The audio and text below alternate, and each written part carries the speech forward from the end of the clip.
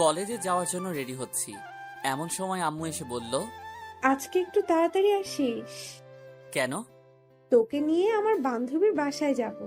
তোমার বান্ধবীর বাসায় তুমি যাও, আমি গিয়ে কি করব? আরে যাব তো তোর জন্য। ফাতেমা তোকে নিয়ে যাওয়ার জন্য বলেছে।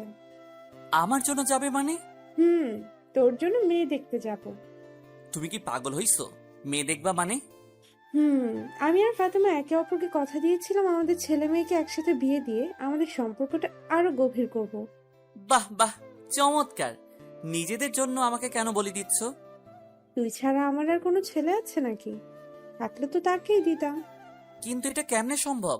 আমি এখনো তোমার কাছ থেকে টাকা নিয়ে পকেট চালাই, বউকে কি খাওয়াবো? তুই যে কি রোজগার করে খাওয়াবি সেটা আমি খুব ভালো করেই জানি। খাওয়ার চিন্তা তোর করা লাগবে না। কিন্তু কিন্তু কি? মেয়ে তোর থেকে 1 বছর বড়। কি বড় মানে? হুম, বড়। এই আম্মু, তোমার মাথা কি খারাপ হয়ে গেছে? এমনিতে আমাকে না জানিয়ে বিয়ে ঠিক করছো, এখন আবার বলো মেয়ে আমার থেকে সিনিয়র। তো সমস্যা কি? সমস্যা কি মানে?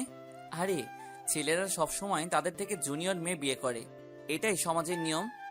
কোনো হাদিসে লেখা আছে যে সিনিয়র মেয়ে বিয়ে করা যাবে না? দেখো আম্মু, এটা পসিবল না। আজকে যদি মেয়ে আমার থেকে ছোট হতো তাহলে বিয়ের কথা চিন্তা করতাম। আরে, আমরা তো মনে করছিলাম আমার মেয়ে হবে আর ফাতেমার ছেলে হবে, কিন্তু উল্টো হয়ে গেল। ফাতেমার আগে মেয়ে হয়ে গেল, তারপর তুই জন্ম নিলি। যদি ফাতেমার ছোট কোনো মেয়ে থাকতো তাহলে তার সাথেই তোর বিয়ে দিতাম, কিন্তু এখন তো ফাতেমার একটাই মেয়ে, তাই তোকে তাকেই বিয়ে করতে হবে। এই আম্মু, তুমি মানুষ? নিজের ছেলের সাথে কেউ এমন করে? মেয়েটা অনেক ভালো, দেখতেও মাশাআল্লাহ। তুই একবার তাকিয়ে আর চোখ ফেরাতে পারবি না। অনার্স 3য় বর্ষে পড়ে। কি? তৃতীয় বর্ষ মানে? হুম, 3য় বর্ষে পড়ে। এই আম্মু, তুমি কি মানসিকভাবে অসুস্থ হয়ে গেছো? মেয়েটা আমার থেকে 2 ক্লাস সিনিয়র আর বয়সে 1 বছরের সিনিয়র। এটা কেমনে সম্ভব? লোকজন আমাকে কি বলবে? যার যেটা ইচ্ছা সেটা বলুক। তুই আজকে তাড়াতাড়ি বাসায় আসবি। কিন্তু আম্মু, পুরোটা না শোনার আগে চলে গেল। দূর শালা, মেজাজটাই খারাপ করে দিল। হায় রে বন্ধুরা, আমাকে কি বলবে? বলবে যে আমি একটা বুড়িকে বিয়ে করছি। হায় আল্লাহ, উঠাই নাও আমারে। চলেন, কলেজে যেতে যেতে আপনাদেরকে পরিচয়টা দিয়ে দেই। আমি আনোয়ার হোসাইন, আপাতত স্টুডেন্ট। বাকিটা গল্প পড়তে পড়তে জেনে যাবেন। কলেজে গিয়ে মনমরা হয়ে বসে আছি, এমন সময় আসলো 2 হারামি। কি মামা, স্যাকা খাইলি নাকি? এই হারামির দল, চুপ থাক, এমনিতেই টেনশনে আছি। কেন, কি হয়েছে? আম্মু বিয়া ঠিক করছে, বিকেলে মেয়ে দেখতে যাবে। আরে মামা, তোর লাক অনেক ভালো। প্রেম টেম ছাড়া ডাইরেক্ট বিয়ে। ট্রিট দিস দোস্ত। তোর বাল দিমু শালা, মেয়েটা আমার থেকে সিনিয়র। বাহ বাহ, সব কিছুতেই ভালো হচ্ছে। তুই তো সিনিয়র মেয়ের বেশি পছন্দ করিস, তোর জন্য ভালো হবে। আরে হারামখোর, সিনিয়র পছন্দ করি ঠিক আছে, তার মানে এই নয় যে সিনিয়র কাউকে বিয়ে করব। হালারপুর জান্নাতাপুর পিছনে পিছনে ঘুরতি যে ভুলে গেলে উনি সিনিয়র না? ধুর, জান্নাতের সাথে অন্য কাউকে মিলাবি না। জান্নাত হলে তো কথাই ছিল না। কেন, জান্নাতের মধ্যে কি আছে? চুপ কর শালা, এখন একটা বুদ্ধি দে, কি করে বিয়েটা বন্ধ করা যায়। মেয়েটা কেমন? দেখিনি এখনো। আগে দেখে আয়, মেয়েটা দেখ। তোর পছন্দ হলে করিস, না হলে করিস না। কিন্তু আম্মু তো ওর সাথেই বিয়ে দিবে। আরে তুই আগে দেখে আয়, সুন্দর হলে আমাকে বলিস, আমি নিজেই করব। আমারও অনেক ইচ্ছা সিনিয়র কাউকে আদর করা। এই তুই মানুষ? শালা আমি আছি আমার টেনশনে, আর তুই মজা নিচ্ছিস। মজা না, সত্যি, আগে দেখে আয়, বাকিটা পরে দেখা যাবে। আচ্ছা ঠিক আছে, দেখি কি করা যায়। এরপর 3জনে মিলে একসাথে ক্লাসে চলে গেলাম। আমি 2টা ক্লাস করে বাসায় আসলাম, দেখি আম্মু কার সাথে হেসে হেসে কথা বলছে। আমাকে দেখে বলল, ওই, তাড়াতাড়ি কর, তোর হবু শাশুড়ি কল দিয়েছে। বুঝতে আর দেরি হলো না আম্মু কার সাথে কথা বলছে। এদিকে রাগে আমার পুরো শরীরটা চলে যাচ্ছে। যাই হোক, খাওয়া দাওয়া করে রেডি হয়ে একটা সিএনজি করে ফাতেমা আন্টিদের বাসার উদ্দেশ্যে রওনা দিলাম। 1 ঘন্টা পর একটা বাসার সামনে গিয়ে গাড়ি থামলো। আমি আর আম্মু ভিতরে গেলাম। আম্মুকে দেখে একটা মহিলা এসে জড়িয়ে ধরে মরা কান্না কাঁদতে শুরু করলো। এদিকে রাগে আমার গা জ্বলে যাচ্ছে। মহিলাদের এত আবেগ কোথা থেকে আসে কে জানে। এই দেখলাম ভালো, এখন দেখে আবার কান্না করছে। আমাকে তো শালা বোমা মারলেও কান্না আসবে না। যাই হোক, একটু পর ফাতেমা আন্টি আমার দিকে তাকালো। আম্মু ইশারায় আমাকে সালাম দিতে বলল। আমি সালাম দিলাম। আমার কাছে এসে বলল, এ আন্তানুর, এটা তোর ছেলে নাকি? তোর হবু জামাই। আল্লাহ কত বড় হয়ে গেছে জানো বাবা, তোমাকে সেই ছোটবেলায় দেখেছি, কত হিসু করেছো আমার কোলে, তার কোনো হিসাব নাই। যাহ, কথা বলছি এখানে আর উনি চলে গেলেন। কোথায় হিসু করছি, কোথায় হাগু করছি? হায়রে আল্লাহ, উঠায় নাও আমারে। যাই হোক, আমি সোফায় রুমে গিয়ে বসলাম। আম্মু আর ফাতেমা আন্টি কথা বলতে বলতে উপরে চলে গেল। একটু পর আম্মু নিচে আসলো, এসে আমাকে বলল, এই, মুখ এমন করে রাখছিস কেন? একটু হাসি খুশি থাক। হায়রে আম্মু, বুঝলাম না। তুমি, আমার কান্না আসছে। প্রায় ৪৫ মিনিট বসে আছি, মহারানীর আসার কোনো খবর নাই। অবশেষে আসলো। মহারানীকে দেখে আমি তো পুরো টাসকে খেয়ে গেলাম। আরে এটা তো জান্নাত আপু, যার পিছনে পিছনে আমি এতদিন ঘোরাঘুরি করেছি। তার মানে জান্নাতি ফাতেমা আন্টির মেয়ে। আহ, জান্নাত আমার বউ হবে, এ যেন মেঘনা চাইতে বৃষ্টি পাওয়ার মতো। যাই হোক, জান্নাত একটা শাড়ি পরে এসেছে দেখে আমি হাঁ করে ওর দিকে তাকিয়ে রইলাম। আমার এমন হাঁ করে তাকিয়ে থাকা দেখে আম্মু আমাকে একটা টোকা দিল। তারপর বাস্তবে ফিরে আসলাম। জান্নাত এসে আমাকে চা দিল। আমার মনের ভিতর তো তখন লাড্ডু ফুটেছে। বিদ্যা বালানের গানটা মনের ভিতর বাজতেছে, উলালা উলালা তুহি মেরি ফ্যান্টাসি। জান্নাত এসে আম্মুকে সালাম দিয়ে ভিতরে চলে গেল। আমিও সোফায় বসে রইলাম। আম্মু অনেকক্ষণ ফাতেমা আন্টির সাথে বসে বসে গল্প করলো। তারপর বিয়ের দিন তারিখ ঠিক করে বাসায় চলে আসলাম। বাসায় এসে আমি তৌফিক আর নাফিসকে গ্রুপ কল দিলাম। এই হারামির দল, কোথায় তোরা? কেন, কি হয়েছে? সেটা পরে বলবো, তাড়াতাড়ি রেস্টুরেন্টে আয়, তোদের ট্রিট দিব। ট্রিটের কথা শুনে দুজনেই লেজ উঠিয়ে চলে আসলো। সন্ধ্যায় ওদের সাথে রেস্টুরেন্টে গেলাম। মামা, ঘটনা কি? হঠাৎ করে ট্রিট? দোস্ত, কাম তো হয়ে গেছে। কি মেয়ে পছন্দ হয়েছে নাকি? ঠিক বলছিস। তুই না বললি এই বিয়েটা তুই করবি না? আরে সেটা তো আগে বলেছিলাম, কিন্তু পাত্রীকে দেখার পর সব ঠিক হয়ে গেছে। তা পাত্রীটা কে? তোদের জান্নাত আপু। আমাদের ক্যাম্পাসের জান্নাত আপু নাকি, যার জন্য তুই কুত্তার মতো পিছন পিছন হাঁটতি? এই শালারা চুপ কর, আমি কারো পিছনে ঘুরি নাই। আর হ্যাঁ, সেই জান্নাত আম্মুর বান্ধবীর মেয়ে। সিরিয়াসলি? দোষ, এ তো মেঘ না চাইতেও বৃষ্টি আসার মতো। আজকে যা ইচ্ছা খেয়ে নে, টাকা আমি দিমো। তো বিয়ে কখন? আগামী শুক্রবার। কালকে থেকে কেনাকাটা শুরু। তোরা কেউ আর ক্লাসে যাস না, এই সপ্তাহে কাজ আছে। এরপর ওদেরকে ট্রিট দিয়ে বাসায় চলে আসলাম। কিছুতেই ঘুম আসছে না।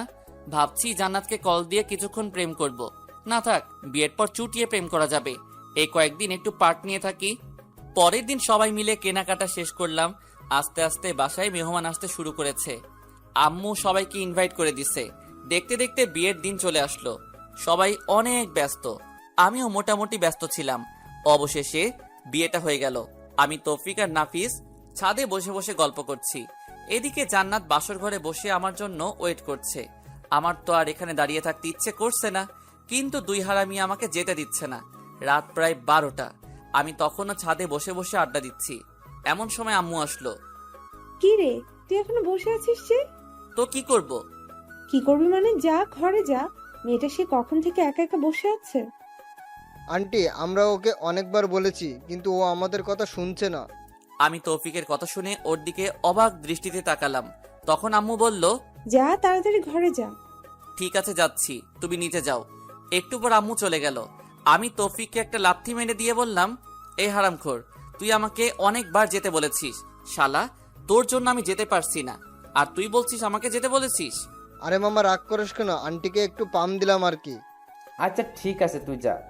ওকে, যাচ্ছি, দোয়া করিস। এই শোন, বল। মনে করে বিড়াল মারিস, তোর ক্ষমতা দেখিয়ে দিবি, না হলে পুরুষ জাতি তোরে ধিক্কার দিবে। চুপ কর, আমি যাচ্ছি। আচ্ছা ঠিক আছে, যা। যদি বেঁচে থাকিস তাহলে কাল দেখা হবে। আমি একটা হাসি দিয়ে নিচে চলে আসলাম। বাসর ঘরের সামনে দাঁড়িয়ে আছি। কেমন জানি ভয় লাগছে, আবার লজ্জাও। আহারে, নিজের ঘরে নিজে যাব আর সেখানেই ভয় লাগছে। 2 কেজি সাহস নিয়ে দরজাটা খুললাম। ভিতরে গিয়ে দরজাটা বন্ধ করে দিলাম। দেখলাম জান্নাত মোবাইলে কার সাথে কথা বলছে। আমাকে দেখেই মোবাইলটা রেখে দিয়ে চোরের মতো হয়ে গেল। মোবাইলটা রেখে দিল। আমি গিয়ে সামনে দাঁড়ালাম। ভাবছি সে হয়তো সালাম করবে। অনেকক্ষণ দাঁড়িয়ে থাকার পর দেখলাম সে এখনো বসে আছে। আমি মনে করছি আমি তার জুনিয়র, তাই হয়তো সালাম করতে লজ্জা লাগছে বা করবে না। থাক, করা লাগবে না। একটা সালাম আর কিছু যায় আসে না। আমি গিয়ে খাটের উপরে বসলাম। তখন জান্নাত বলল, তোর সাথে আমার কিছু কথা আছে। বাহ, শুরুতেই তুই? আমি বললাম, কি কথা বলবেন? আমি তোকে স্বামী হিসেবে মানতে পারবো না। মুহূর্তেই যেন আমার পায়ের নিচ থেকে মাটি সরে যেতে লাগলো। নিজেকে শক্ত করে বললাম, কেন পারবেন না? আর সে কথা বিয়ের আগে বলেননি কেন? বলিনি, কারণ আম্মুর কথার উপর আমি কোনো কথা বলতে পারবো না। তাছাড়া বাবা অসুস্থ। এখন যদি আমি বিয়েতে না করি তাহলে বাবা হয়তো আরো বেশি অসুস্থ হয়ে যাবে। আপনার বাবা মায়ের কথা চিন্তা করে আপনি আমার লাইফটা নষ্ট করে দিলেন কেন? আপনার যদি বিয়েতে মত না থাকতো আপনার বাবা মাকে বলতেন। বলে কোনো লাভ হবে না, ওরা কিছুতেই আমার কথা শুনবে না। আমাকে বলতেন, আমি আম্মুকে বলে দিতাম যে আপনাকে আমার পছন্দ হয়নি। আমি মেহেদিকেও অনেকবার বলেছি পালিয়ে যাওয়ার জন্য, কিন্তু ও এখন নাকি কিছু করতে পারবে না, কিছুদিন সময় লাগবে। মেহেদিকে? আমার বয়ফ্রেন্ড। তো এখন আপনি কি চান? ডিভোর্স। কথাটা শুনে বুকের ভিতরটা কেমন যেন কেঁদে উঠল। ডিভোর্স তো আর বললেই হয়ে যাবে না, কমপক্ষে 6 মাস একসাথে থাকতে হবে। কি 6 মাস? তোকে তো আমার 1 সেকেন্ডও সহ্য হয় না। ডিভোর্স পেতে হলে 6 মাস সহ্য করতে হবে। আচ্ছা ঠিক আছে। আর হ্যাঁ, আরেকটা কথা, কি? এই 6 মাস কোনোভাবেই আমার উপর স্বামীর অধিকার খাটাতে আসবি না। ওকে, এই 6 মাস সবার সামনে অন্তত বউয়ের মতো থাকবেন। মা যদি জানতে পারে অনেক কষ্ট পাবে, আর আমি মায়ের কষ্ট সহ্য করতে পারি না। আচ্ছা ঠিক আছে। তারপর আমি রুম থেকে চলে যাচ্ছি। এমন সময় জান্নাত আবার ডাক দিল, এই কই যাস? বাইরে। এখান থেকে কি করব? না, তুই বাইরে যাবি না। কেন? বাইরে গেলে সবাই সবকিছু বুঝে যাবে। বাহ, বুদ্ধি আছে। এরপর আমি খাটে ঘুমাতে যাব। এমন সময় জান্নাত আবারও চিৎকার দিয়ে ডাক দিল, এই কি করছিস? কেন ঘুমাবো? তো খাটে কেন? তাহলে কোথায় ঘুমাবো? তুই খাটে ঘুমাতে পারবি না, সোফায় ঘুমা। কেন, খাটে ঘুমালে সমস্যা কি? বললাম না তোকে স্বামী হিসেবে মানি না, তাহলে খাটে ঘুমাবি কেন? আমি আর কিছু না বলে একটা বালিশ সোফায় রেখে বারান্দায় চলে গেলাম। ভাবতে লাগলাম কোন অপরাধের কারণে আল্লাহ এত শাস্তি দিচ্ছে আমাকে। বাইরে তাকিয়ে দেখি সবাই ব্যস্ত। বাবুর্চিরা এদিক ওদিক ঘুরছে। আম্মুও সবার সাথে বসে বসে গল্প করছে। কিছুক্ষণ দাঁড়িয়ে থেকে আবার রুমে চলে আসলাম। দেখি জান্নাত কার সাথে মোবাইলে কথা বলছে। আমাকে দেখে আবার মোবাইলটা রেখে দিল। আমি লাইট বন্ধ করে ঘুমাতে যাব, এমন সময় জান্নাত আবারও ডাক দিল, কি রে, লাইট কেন অফ করছিস? তো লাইট জ্বালিয়ে কেউ ঘুমায় নাকি?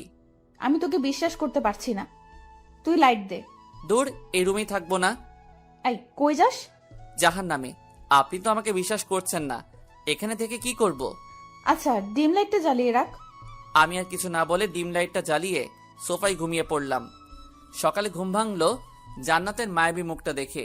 আহ, কি সুন্দর লাগছে। দেখে মনে হচ্ছে নিষ্পাপ একটা শিশু ঘুমিয়ে আছে। হুমায়ুন আহমেদ বলেছিল যে মেয়েকে ঘুমন্ত অবস্থায় সুন্দর দেখায় সেই প্রকৃত সুন্দর। জান্নাতকেও সেই হুমায়ুন আহমেদের অজানা সুন্দরী নারী লাগছে। তারপরে কিছুক্ষণ তাকিয়ে থাকার পর ওর ঘুমটা ভেঙে যায়। আমাকে দেখার আগেই আমি আবার ঘুমের ভাব ধরে সোফায় শুয়ে রইলাম। জান্নাত উঠে ফ্রেশ হতে চলে গেল। আমিও উঠে নাস্তা করে বাইরে চলে গেলাম। তৌফিক আর নাফিসকে গতকাল রাতের ঘটনাগুলো খুলে বললাম। সত্যি জান্নাত তোর কাছে ডিভোর্স চাইছে? তো আমি কি মিথ্যা বলছি? তো এখন কি করবি? দেখা যাক। ডিভোর্স দেওয়া ছাড়া আর কোনো অপশন নাই। তোদের কোনো উকিল পরিচিত আছে? আমার কাকা আছে। আচ্ছা, আমি তোকে সব কাগজপত্র দিব, তুই তোর কাকার সাথে কথা বলে রাখিস। ওকে, চল, এখন মন খারাপ করে বসে থেকে লাভ নাই, একটু ঘুরে আসি। ও ঠিক বলছে। আচ্ছা ঠিক আছে, চল। সারাদিন ওদের সাথে ঘোরাঘুরি করে রাত 9টায় বাসায় ফিরলাম। দেখি আব্বু আম্মু সবাই রেগে আগুন হয়ে আছে। কিরে, তুই সারাদিন কোথায় ছিলি? এই তো তৌফিক আর নাফিসদের সাথে। মোবাইল ধরিসনি কেন? সাইলেন্স ছিল। তোর মধ্যে কি কোনো সেন্স নাই? বাসায় নতুন বউ রেখে বাইরে ঘুরতে লজ্জা করে না? এমন বউ দিয়েছো যে আমার লাইফটাই শেষ করে দিল। কি বললি? কিছু না। খেতে আয়। খাবো না, বাইরে থেকে খেয়ে আসছি। আর কোনো কথা না বলে সোজা রুমে গেলাম। গিয়ে দেখি জান্নাত কার সাথে মোবাইলে কথা বলছে। আমাকে দেখে মোবাইলটা রেখে দিল। ওর এসব কাণ্ড দেখে মাথায় পুরো রক্ত উঠে গেল।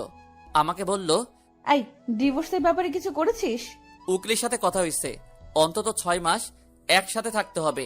তোরে তো আমার 1 সেকেন্ডও সহ্য হয় না। না হলে এখানে আছেন কেন? চলে যান এখান থেকে। এতই যখন তারা বিয়ে কেন করেছেন? তোকে বিয়ে করতে তো আমার বয়েই গেছে। নিজেকে কখনো আয়নায় দেখেছিস? তোর সাথে আমার যায়?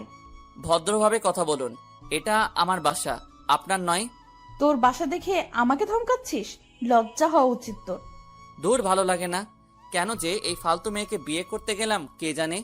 রুম থেকে বের হয়ে সোজা ছাদে চলে গেলাম। ছাদে অনেকক্ষণ বসে থাকার পর রুমে আসলাম। তখনও দেখলাম জান্নাত কার সাথে যেন কথা বলছে। আমাকে দেখে আরো হেসে হেসে কথা বলছে। কিছু না বলে বালিশ নিয়ে সোফায় ঘুমিয়ে পড়লাম। সকালে ঘুম থেকে উঠে দেখি জান্নাত বিছানায় নেই, মনে হয় ওয়াশরুমে গেছে। মোবাইলটা টেবিলের উপর রাখা। আমি তাড়াতাড়ি উঠে মোবাইলটা নিলাম। বাহ, লক করা নেই। সাথে সাথে মেসেজগুলো দেখতে লাগলাম।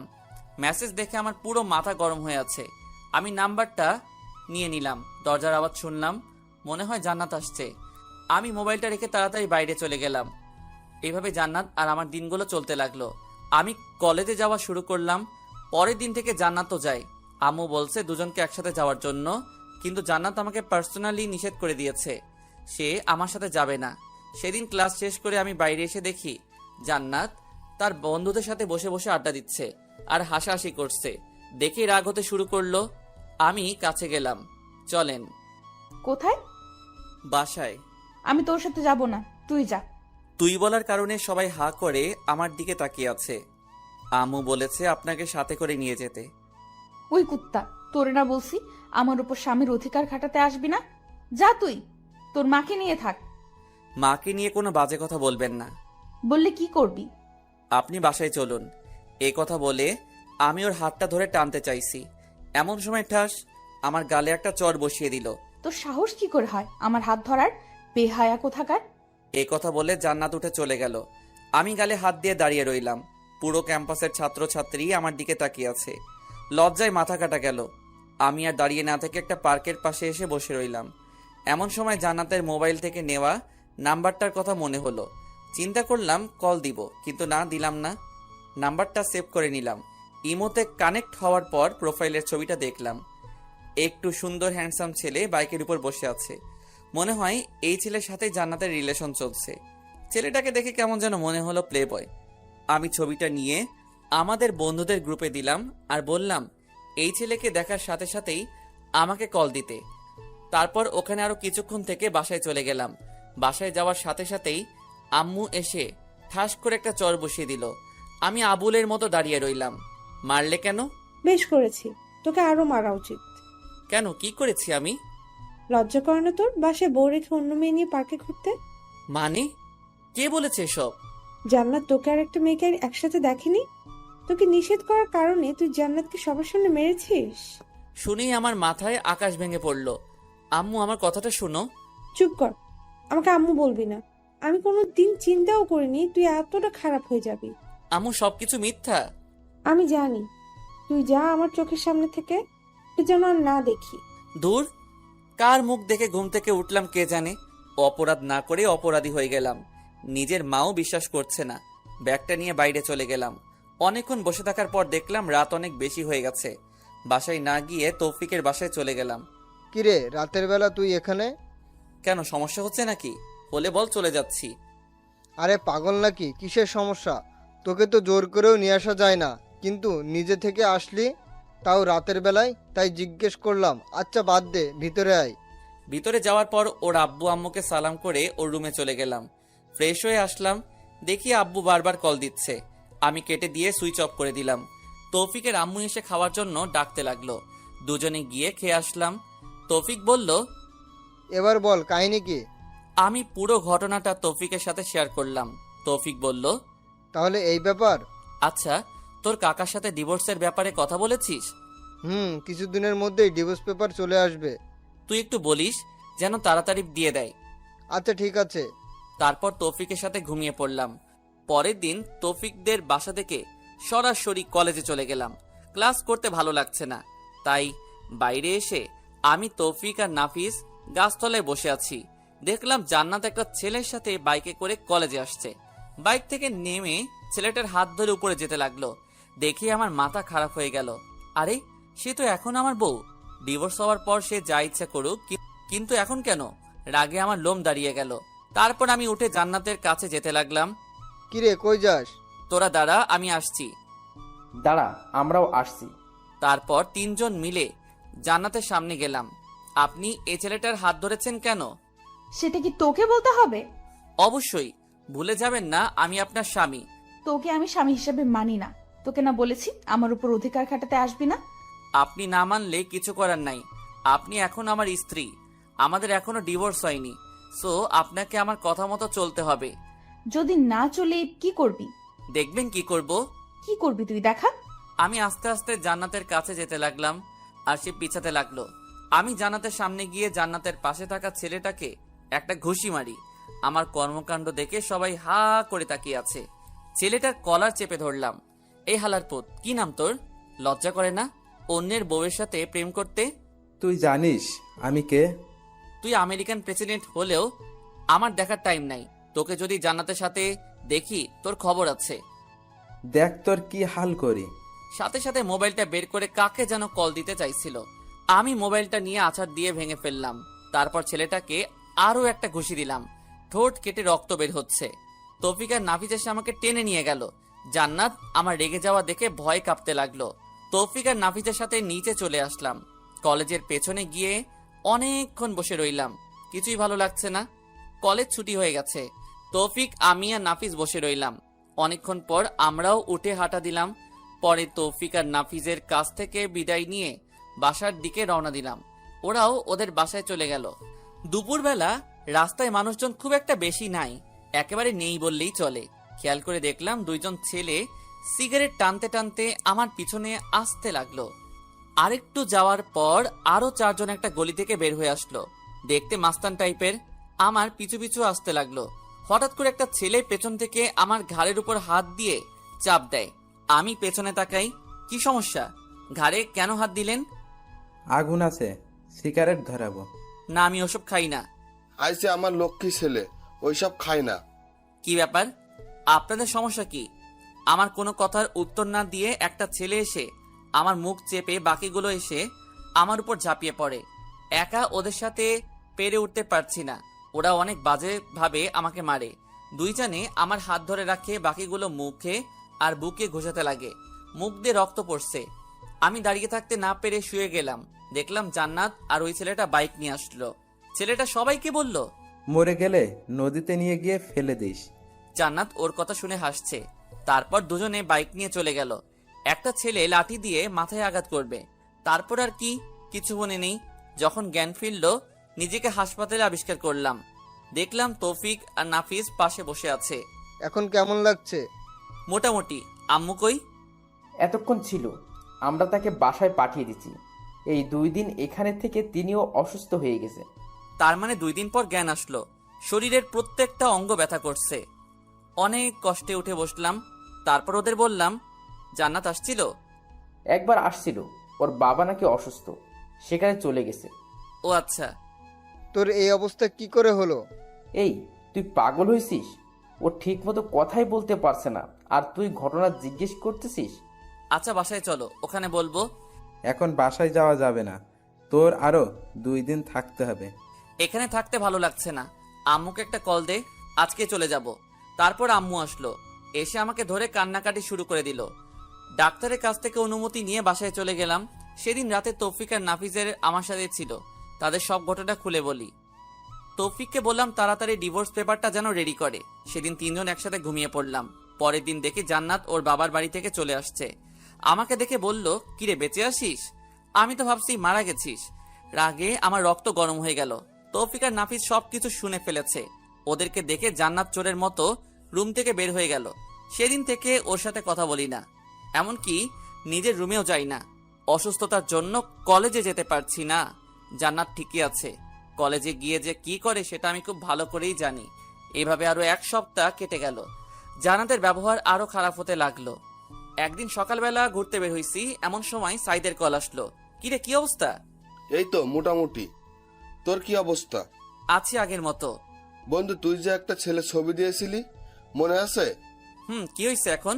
ওই ছেলেটা একটা মেয়ের সাথে পার্কে বসে আছে। আরে কি বলিস? কোন পার্ক? ঘড়ির দিকে তাকিয়ে দেখি 11টা বাজে। জান্নাত কি কলেজের নাম দিয়ে ছেলেটার সাথে পার্কে গেছে? কেমন জানি খারাপ লাগছে। বিয়ের পরও এসব করে। আর ছেলেটাই বা কেমন? অথচ মা জান্নাতের কথা শুনে আমাকেই অবিশ্বাস করে। না, এত কিছু ভেবে লাভ নেই। আগে পার্কে যাই, দুজনের একসাথে কয়েকটা ছবি নেই, তারপর আম্মুকে দেখাবো। সহজেই ডিভোর্সটা হয়ে যাবে। তাড়াতাড়ি পার্কে গেলাম। সাইদও সেখানে দাঁড়িয়ে আছে। দুজনে ভিতরে গেলাম। দেখলাম সেই ছেলেটা যে লোক পাঠিয়ে আমাকে মেরেছে জান্নাতকে বাইকে উঠিয়ে ঘোরাফেরা করে। ছেলেটাকে স্পষ্ট দেখা যাচ্ছে, কিন্তু মেয়েটাকে দেখা যাচ্ছে না। আমার কেমন যেন মনে হচ্ছে এই মেয়েটা জান্নাত নয়। উল্টো পথে গিয়ে দেখি আসলে এই মেয়েটা জান্নাত নয়। তার মানে ছেলেটা এইরকম আরো অনেক মেয়ের সাথে প্রেমের অভিনয় করে। শালারে দেখলেই মনে হয় একটা প্লে বয়। কোনো কিছু না ভেবে ভিডিও করা শুরু করলাম। বাহ, কি সুন্দর একজন আরেকজনকে জড়িয়ে ধরে আছে, হাতে হাত রেখে হাসাহাসি করছে। সাইদকে বললাম, তুই ভিডিও করতে থাক, সেটা জান্নাতকে পাঠাই। সাথে সাথে জান্নাত পাঠিয়ে দিলাম। জান্নাত ভিডিওটা দেখে আমাকে কল দেওয়া শুরু করলো। আমি ধরলাম না। তারপর সে আমাকে একটা SMS দিল, জায়গাটা কোথায় সেটা বলার জন্য। আমি পার্কের নাম সেন্ড করে দিলাম। 10 মিনিটের মধ্যেই জান্নাত সেখানে এসে হাজির। আমি আর সাইদ লুকিয়ে গেলাম। জান্নাত পাগলের মতো ছেলেটাকে খুঁজতে লাগলো। তারপর ছেলেটাকে দেখে ফেলে। ছেলেটার সামনে গিয়েই ওর শার্টের কলারটা চেপে ধরে ঠাস ঠাস 2টা চর বসিয়ে দেয়। ছেলেটা রাগী দৃষ্টিতে জান্নাতের দিকে তাকায়। জান্নাত বলতে থাকে, ছি, তোর লজ্জা করে না আমার সাথে রিলেশন করে এখন অন্য মেয়ের সাথে টাঙ্কি মারতে? তুমি যা ভাবছো তা নয়, আমার কথাটা একটু শোনো। কি শুনবো তোর কথা? যা দেখার তা তো নিজের চোখেই দেখলাম। জান্নাতের কথা শুনে ছেলেটার পাশে থাকা মেয়েটা রেগে যায়। তারপরও সেও ছেলেটা একটা চট দিয়ে চলে যায়। আমি আর সাইদ বসে বসে হাসতেছি। শালা প্লে বয়, এবার ঠেলা সামলা। মেয়েটা চলে যাওয়ার পর মেহেদি জান্নাতের গালে একটা চর বসিয়ে দেয়। সাথে সাথে আমার মাথা খারাপ হয়ে গেল। ইচ্ছে করছিল ছেলেটাকে মেরে পুঁতে ফেলি, কিন্তু না, জান্নাত তো আমাকে অনেক কষ্ট দিয়েছে। এবার বুঝুক ভালোবাসার মানুষ কষ্ট দিলে কেমন লাগে। বেশি আলকাপিরিত দেখালে এমনটাই হয়। মেহেদি জান্নাতকে বলতে লাগলো, এই তুই আমাকে ফারিয়ার সামনে অপমান করলি কেন? বেশ করেছি। তুই আমার সাথে রিলেশনের থেকে আবার অন্য মেয়ের সাথে কি? কি তোর সাথে রিলেশন? কি করে ভাবলি আমি তোর সাথে প্রেম করতেছি? মানে আমি তোর সাথে কোনো রিলেশন করিনি। যা ছিল সেটা হচ্ছে টাইম পাস। আর তোর মতো মেয়েকে আমি আমার স্ত্রী বানাবো সেটা ভাবলি কি করে? কেন? আমি কি করছি? পারবি না কেন? যে মেয়ে বাসায় স্বামীর সাথে খারাপ ব্যবহার করে বিয়ের পরে অন্য ছেলের সাথে রিলেশন করে তাকে আমার বউ বানাবো, এটা জীবনেও সম্ভব নয়। প্রপোজ করার সময় এটা মনে ছিল না? সব ছিল, তোর সাথে জাস্ট টাইম পাস করছি, টাকা নেওয়ার জন্য আর তোর শরীর ভোগ করার জন্য। টাকা তো খেয়েছি, কিন্তু শরীরটা এখনো বাকি আছে। আর আমি বিয়ে করবো ফারিয়াকে, ওর বাবার অনেক টাকা। তোর বাবার কি আছে? জান্নাত সাথে সাথেই ছেলেটাকে আরো একটা চর মারে। তারপর কান্না করতে করতে বলে, তোর মতো বাটপার আমি কখনো দেখিনি। তোর জন্য আমি হুসাইনকে অনেক কষ্ট দিয়েছি। আজ থেকে তোর আর আমার সম্পর্ক এখানেই শেষ। আর কখনো আমার সামনে আসবি না। এই কথাগুলো বলে জান্নাত কাঁদতে কাঁদতে চলে যায়। মেহেদি গালে হাত দিয়ে আবুলের মতো দাঁড়িয়ে থাকে। জান্নাতের কথা ভেবে খারাপ লাগছে। বেচারি সত্যি অনেক ভালোবাসতো মেহেদিকে। আবার অনেক আনন্দ লাগছে যে ফকিন্নি আমার সাথে অনেক বাজে বিহেভ করেছে। এবার ঠেলা বুঝ, আর কিছুদিন পর আমিও তোরে ডিভোর্স দিব।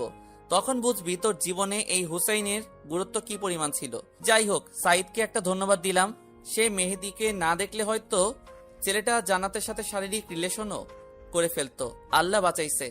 আমি মোবাইলটা বের করে আমাদের বন্ধুদের মেসেঞ্জার গ্রুপে একটা মেসেজ লিখলাম, দুপুরে সবাই মেহেরপুর হাজি রেস্টুরেন্টে আসিস, আমি ট্রিট দিব।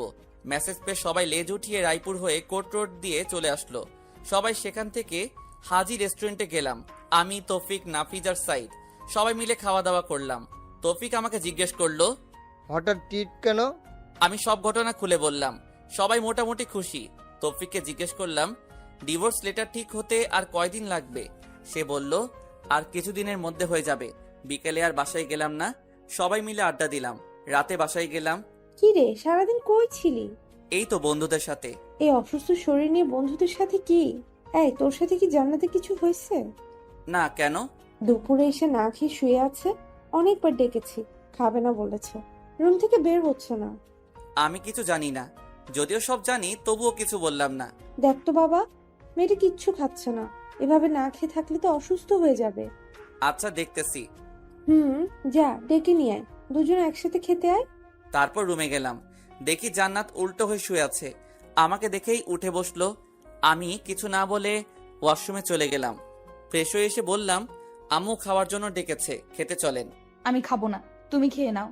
আমি তো অবাক হয়ে গেলাম, যে মেয়ে আমাকে তুই ছাড়া কথা বলতো না আর সেই আমাকে তুমি করে ডাকছে।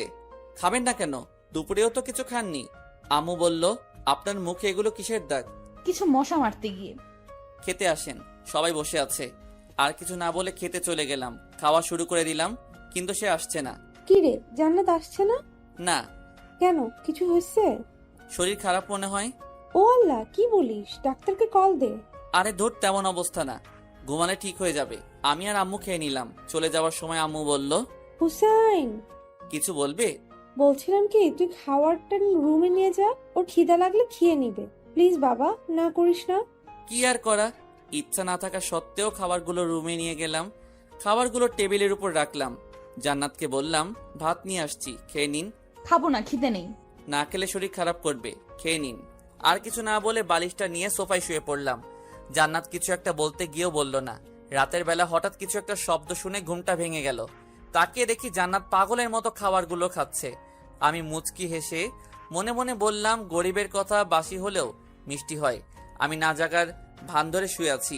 জান্নাত একবার খাবারের দিকে তাকায়, আরেকবার আমার দিকে তাকায়, তারপর ঘুমিয়ে গেলাম।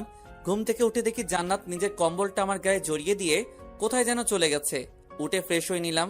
খাবার টেবিলে গিয়ে দেখি পছন্দের সব খাবার। ঘটনা কি? আজকে তো বিশেষ কোনো দিন না। আম্মুকে জিজ্ঞেস করলাম, আজকে এগুলো কেন? আম্মু হেসে বলল, জান্নাত নাকি আমার জন্য নিজের হাতে বানিয়েছে। আসলে মেয়েদের মন বোঝা জীবনেও সম্ভব না। এরা কখন কি করে নিজেও জানে না। কিছু না বলে খেয়ে নিলাম। তারপর রেডি হয়ে বাইরে চলে গেলাম। আজকে আড্ডা দেওয়ার জন্য যাচ্ছি না, একটা চাকরির জন্য ইন্টারভিউ দিতে যাচ্ছি। বসে বসে তো অনেক খাইলাম, এবার ফ্যামিলির পাশে দাঁড়ানো উচিত। ইন্টারভিউ দিয়ে বন্ধুদের সাথে কিছুক্ষণ আড্ডা দিয়ে রাতে বাসায় আসলাম। সবাই একসাথে খেয়ে নিলাম। রুমে গিয়ে শুয়ে শুয়ে মোবাইল টিপতেছি, এমন সময় জান্নাত রুমে আসলো। আমি উঠে ছাদে চলে গেলাম। কিছুক্ষণ সেখানে বসে বসে গান শুনলাম। তারপর রুমে এসে দেখলাম জান্নাত এখনো বসে আছে। কি ব্যাপার, আপনি এখনো ঘুমাননি? ঘুমাবো পরে, একটা কথা বলতাম। বলেন। আমাকে আর আপনি করে বলবে না, তো কি বলবো? তুমি করে বলিও। No thanks. তারপর খাট থেকে বালিশটা নিয়ে সোফায় ঘুমাতে যাব। এমন সময় জান্নাত আবারও বলল, সোফায় না ঘুমালে হয় না? তো কোথায় ঘুমাবো? তুমি এবার থেকে খাটে ঘুমাবে। কেন, আপনার চর খাওয়ার জন্য নাকি অপমানিত হওয়ার জন্য? দেখেন, আমারও একটা পার্সোনালিটি আছে। আগে সবকিছুর জন্য সরি। আমি কিছু না বলে সোফায় ঘুমিয়ে পড়লাম। তুই কি ভাবছিস তোর নরম কথায় আমি পটে যাব? তুই এখনো হুসাইনকে চিনিসনি। আমিও তোকে অনেক ভালোবাসতাম, কিন্তু যখনই তোর কাছে যেতাম অপমান ছাড়া কিছুই পাইনি। যাক, এত কিছু ভেবে লাভ নেই, ঘুমিয়ে পড়ি। রাতের বেলা কারো গোঙানির শব্দে ঘুমটা ভাঙলো। ডিম লাইটের আলোয় রুমের সবকিছু হালকাভাবে দেখা যাচ্ছে। দেখলাম জান্নাত শুয়ে শুয়ে কান্না করতেছে। কাঁদুক, তাতে আমার কি? কানের মধ্যে কাঁথা চাপা দিয়ে আবারও ঘুমিয়ে পড়লাম। সকালবেলা কারো নরম হাতের স্পর্শে ঘুমটা ভাঙলো। হালকা চোখ খুলে দেখি জান্নাত আমার মাথায় হাত বুলাচ্ছে। আমিও না জানার ভান করে শুয়ে আছি। একটু পর সে উঠে গোসল করতে চলে গেল। গোসল করে এসে আমাকে ডাকতে লাগলো। উঠে আমিও ফ্রেশ হয়ে নিলাম। সকালবেলা নাস্তা করে শুয়ে শুয়ে ফেসবুকিং করছি। এমন সময় তৌফিক কল দিয়ে বলল, আমার চাকরিটা হয়ে গেছে। আমিও মহা খুশি। যাক, অবশেষে পরিবারের হাল ধরতে পারবো। আম্মুকে খবরটা দিলাম। আম্মুও অনেক খুশি। জান্নাতকে কিছু বললাম না। সেদিন রাতে তৌফিক আর নাফিজের সাথে আড্ডা দিয়ে রাতে বাসায় আসলাম। জান্নাত আমাকে বলল, কংগ্রেচুলেশন। Thanks, but why? নতুন চাকরি পাওয়ার জন্য। ও আচ্ছা। পরের দিন তাড়াতাড়ি ঘুম থেকে উঠলাম, রেডি হয়ে অফিসে চলে গেলাম। প্রথম দিন ভালোই লাগলো। এইভাবে আরো 10 দিনের মতো চলে গেল। জান্নাত আমার কাছে আসতে চাই, বাট আমি তেমন একটা কথা বলি না, কারণ আগের দিনগুলোর কথা আমি এখনো ভুলিনি। জান্নাতের জন্য আমি এখন প্রায় কলেজে যাই না বললেই চলে। সেদিন সবার সামনে অপমান করার পর থেকে কারো সামনে যাই না, শুধু পরীক্ষাটা দিয়ে আসি। পরের দিন অফিসে যাচ্ছি, এমন সময় আম্মু এসে বলল, অফিসে যাচ্ছিস? কিছু বলবে? বলছিলাম কি, জান্নাতের আম্মু কল দিছে, সে নাকি অসুস্থ, জান্নাতকে যেতে বলেছে। তো যাক। না মানে, তুই যদি দিয়ে আসতি তাহলে ভালো হতো। আমি কিভাবে দিয়ে আসবো? অফিসে দেরি হয়ে যাবে। হবে না, জান্নাত রেডি আছে। প্লিজ বাবা, না করিস না। কি আর করা, আম্মুর কথা মতো জান্নাতকে নিয়ে বাসা থেকে বের হলাম। একটা সিএনজি নিলাম। জান্নাতের পাশাপাশি বসে আছে, কিন্তু কোনো কথা বলছি না। জান্নাত কি যেন বলবে মুখ দেখে বুঝলাম। তারপর জিজ্ঞেস করলাম, কি বলবেন? তোমার অফিস কখন শেষ হবে? 4টায় কাজের চাপ থাকলে দেরি হতে পারে। ও আচ্ছা, একটা কথা বলতাম। বলেন। তোমার অফিসে মেয়ে কলিগ আছে? আছে, 5 জন আছে। 2 জন আমার পাশেই বসে। ও আচ্ছা। কথা বলতে বলতে জান্নাতদের বাসার সামনে চলে আসলাম। জান্নাতকে নামিয়ে দিয়ে চলে আসতে যাব এমন সময়, বাসায় যাবে না? না, আমার দেরি হয়ে যাচ্ছে। অফিস শেষে আসবে?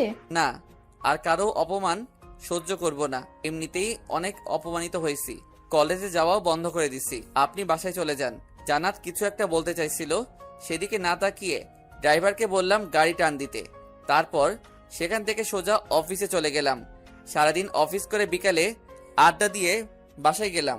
কি রে, তুই এখানে কেন? তো কোথায় যাব? তুই জান্নাতের বাসায় যাসনি? আমারে কি পাগলা কুত্তায় কামড়াইছে? খাবার দাও তো, এগুলো ভালো লাগছে না। তোমার কথা রাখতে গিয়ে আজকে আমার জীবনটা তেজপাতা হয়ে গেল। কি? কিছু না, খাবার দাও, আমি ফ্রেশ হয়ে আসছি। আচ্ছা আয়। খাওয়া দাওয়া করে রুমে গিয়ে খাটে শুয়ে পড়লাম। কি শান্তি! আজকে কতদিন পর শান্তিতে ঘুমাবো। এতদিন এই ফকিনির জন্য খাটে ঘুমাতে পারিনি। মনে হচ্ছে 20 বছর খাটে ঘুমাই না। শুয়ে শুয়ে গেম খেলছি, এমন সময় একটা নতুন নাম্বার থেকে কল আসে। হ্যালো, আসসালামু আলাইকুম। কে বলছেন? আমি আরে আমিটা কে? আমি জান্নাত বলছি। ও আচ্ছা, এটা কার নাম্বার? কাজিন একটার। তুমি ঠিক মতো খাইছো? আপনি খাইছেন? হুম। আপনার আম্মু কেমন আছে? জি ভালো। আচ্ছা ঠিক আছে, রাখি, ঘুমাবো। ওকে। কল কেটে দিয়ে ভাবছি হঠাৎ এত কেয়ার নিতেছে কেন। মায়া মানুষের বিশ্বাস নাই, এদের মনে কখন কি চলে এরা নিজেরাই জানে না। যাই করুক, জান্নাত যে আমাকে আস্তে আস্তে ভালোবেসে ফেলেছে সেটা আমি ঠিকই বুঝতে পেরেছি। এভাবে 1 সপ্তাহ চলে গেল। আমিও আরামে ঘুমাই, খাই দাই আর অফিস করি। জান্নাতের সাথে কথা হয় না। যদি সে কল দেয় তাহলে জাস্ট হাই হ্যালো ছাড়া তেমন কোনো কথা হয় না। সেদিন অফিসে কাজ করছি, এমন সময় তৌফিক কল দিল। কিরে, কি অবস্থা? এই তো মোটামুটি, তোর? আছি, বেকার মানুষের আর কিসের অবস্থা? আচ্ছা শোন, যে জন্য কল করছিলাম, বল। তোর ডিভোর্স পেপার রেডি হয়ে গেছে।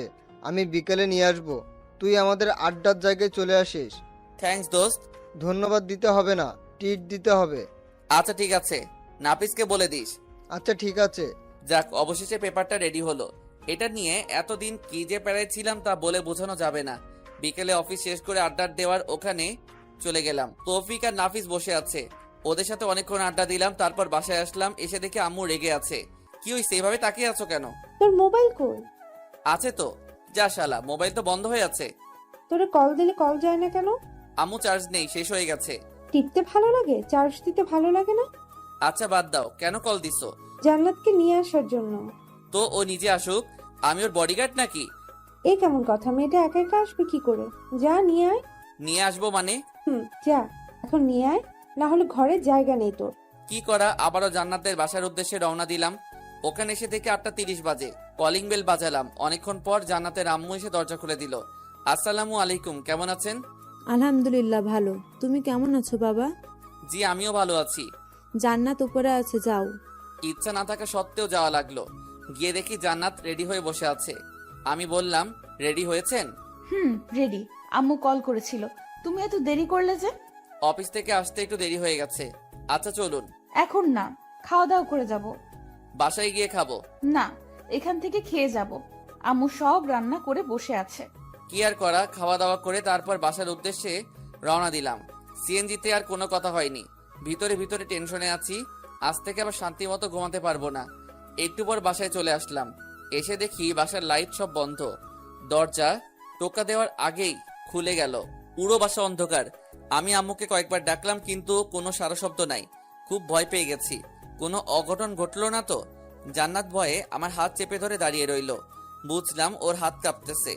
আমি পকেট থেকে মোবাইলটা বের করব এমন সময় আমাদের দুজনকে অবাক করে দিয়ে অনেকগুলো লাইট একসাথে জ্বালিয়ে দিয়ে তৌফিক, নাফিজ, আম্মু সবাই একসাথে বলে উঠলো, হ্যাপি বার্থডে ডিয়ার জান্নাত, many many happy Returns of the day.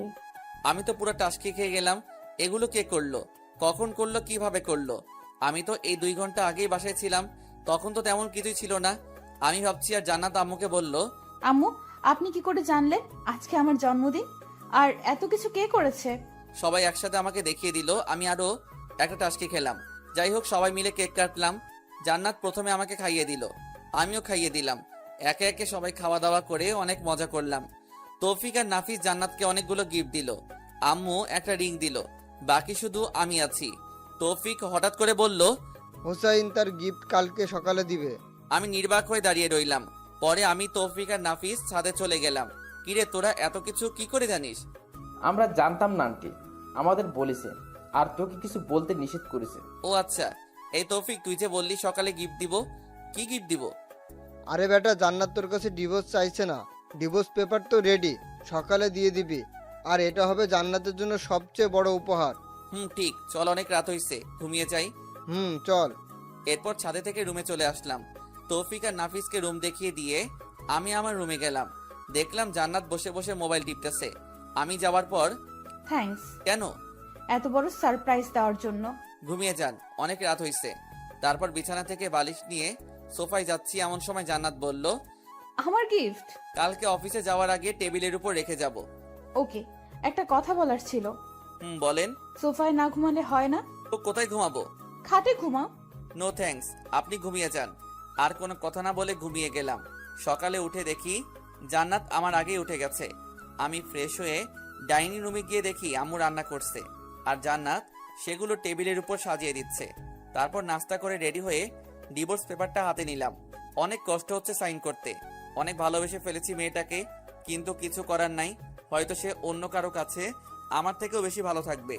আমি চাই সে সব সময় ভালো থাকুক। মনকে শক্ত করে সাইনটা করে দিলাম। আরো ছোট্ট একটা চিরকুট লিখলাম, আজকে আপনাকে মুক্ত করে দিলাম। আপনার জন্মদিনে আপনার বেস্ট চাওয়াটাই আমি পূরণ করার চেষ্টা করেছি। আশা করি আপনি সাইনটা করে দিবেন। অনেক বেশি ভালো থাকবেন। আল্লাহ যেন আপনাকে অনেক ভালো রাখে, সেই দোয়াই রইল। চিরকুট আর ডিভোর্স পেপার টেবিলের উপর রেখে চলে গেলাম অফিসে। যাত্রাপথে সাইদের সাথে দেখা। কিছুক্ষণ আড্ডা দিয়ে অফিসে গেলাম। 20 মিনিট দেরি হওয়ায় বস ইচ্ছামতো ঝাড়ি দিল। রাগে মোবাইলটা সাইলেন্ট মোড করে রেখে দিয়ে কাজ করতে শুরু করি। অন্য দিনের তুলনায় আজকে একটু কাজের চাপ বেশি ছিল, কিন্তু কিছু করার নাই। বেশি বাড়াবাড়ি করলে চাকরিতে চলে যাবে। বিকেলবেলা অফিস থেকে মোবাইলটা বের করে তো মাথায় আকাশ ভেঙে পড়লো। আম্মু 122টা কল দিছে। জান্নাতের আম্মুও অনেকগুলো কল দিছে। তৌফিক আর নাফিস কল ও মেসেজ দেখে মাথা নষ্ট। এত কল, এত মেসেজ, অথচ আমি টেরি পেলাম না।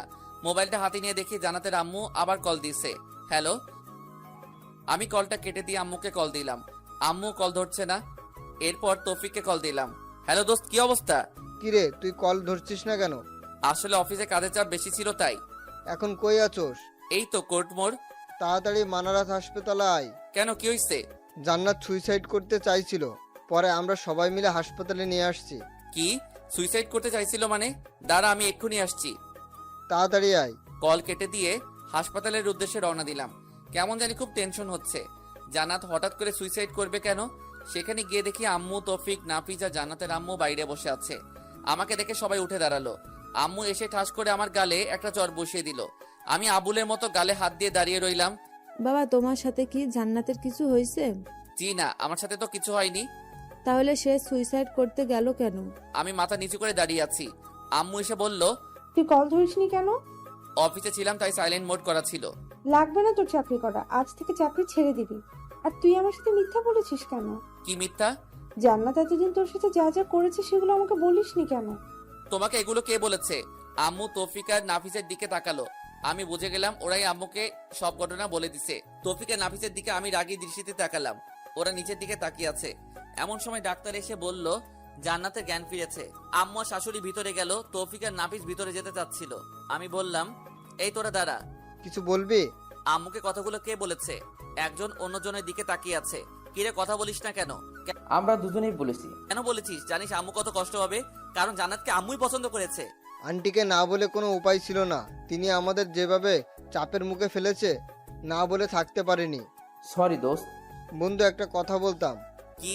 আমার মনে হয় ডিভোর্সটা না দিলেই ভালো হয়। কেন হঠাৎ এটা মনে হলো কেন? দেখ, জান্নাত তোকে আগে ইগনোর করতো, সেটা আমরা সবাই জানি, কিন্তু এখন সে তোকে অনেক ভালোবাসে। দেখছিস না, ডিভোর্স পেপার পাওয়ার সাথে সাথে সে সুইসাইড করতে চাচ্ছিল। দোস্ত, ডিভোর্স দিস না, সবকিছু আবার নতুন করে শুরু কর। এই সব কিছুই আমার মনে মনে ছিল। আসলে জান্নাতকে বোঝাতে হবে ভালোবাসার মানুষ কষ্ট দিলে কেমন লাগে, তাই তাকে আরো কিছু শাস্তি দিতে হবে। আচ্ছা, দেখা যাবে। শোন, জান্নাতকে আরো কিছু শাস্তি দিতে হবে। আমার সাথে যেগুলো করেছে সেগুলোর ফল ওকে ভোগ করতে হবে। তুই এই অবস্থায় শাস্তি দিতে চাইছিস? কিভাবে দিবি? সময় হলে দেখবি। এখন এগুলো না বললেই ভালো হবে। এমন সময় আম্মু আবার বাইরে আসলো। এই হারামজাদা, তোর কাছে একটু দয়া মায়া নেই? মেয়েটা কেমন আছে একটু দেখতে ইচ্ছে করে না? আয় ভিতরে আয়, সে তোকে ডাকছে। তারপর তৌফিক আর নাফিসকে সাথে নিয়ে ভিতরে গেলাম। আমি গিয়ে ওর মাথার পাশে বসলাম। আমাকে দেখে অন্যদিকে মাথা ঘুরিয়ে শুয়ে আছে।